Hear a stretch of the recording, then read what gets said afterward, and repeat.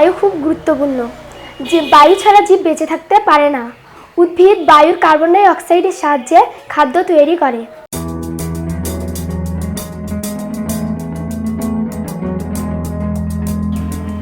আজ আমরা বায়ুতে কার্বন ডাই অক্সাইড গ্যাসের উপস্থিতি পর্যবেক্ষণ করব।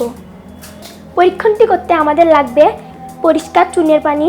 আমরা এখানে চুনের পানি নিয়ে নিয়েছি। আর লাগবে 2টি স্ট্র, একটি পেরেক ও একটি কাঁচি। প্রথমে বোতলের কয়েকটিতে পাশাপাশি 2টি ছিদ্র করে নিই।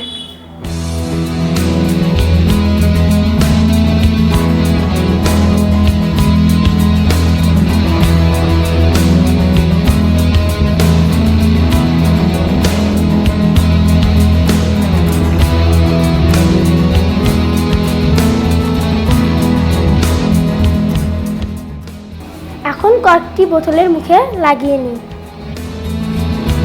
স্ট্র দুটিকে কর্কের ছিদ্রে বায়ুরোধী অবস্থায় প্রবেশ করাই। এখানে লক্ষ্য রাখতে হবে একটি স্ট্র বোতলের তলা পর্যন্ত এবং আরেকটি পানির একটু উপরে থাকবে, যেন সেটা পানিকে স্পর্শ করতে না পারে। আমরা এইভাবে এটাকে প্রবেশ করাবো।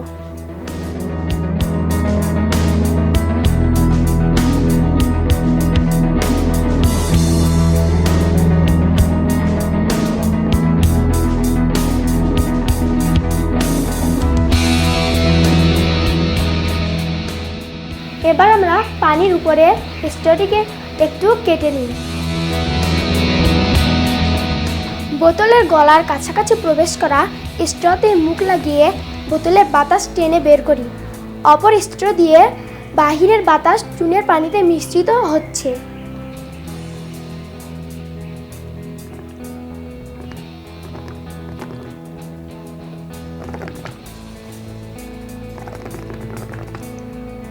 এখন আমরা দেখতে পাচ্ছি চুনের পানি ঘোলা হয়ে গেছে।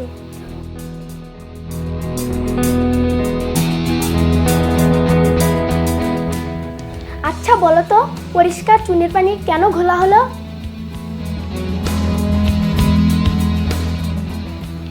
কার্বন ডাই অক্সাইড গ্যাস পরিষ্কার চুনের পানিকে ঘোলা করে। বায়ুতে কার্বন ডাই অক্সাইড গ্যাস উপস্থিত থাকার কারণেই পরিষ্কার চুনের পানি ঘোলা হয়েছে।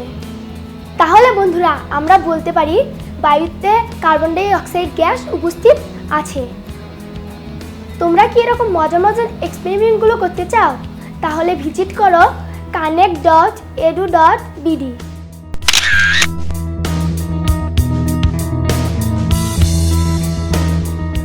এতক্ষণ সাথে থাকার জন্য ধন্যবাদ।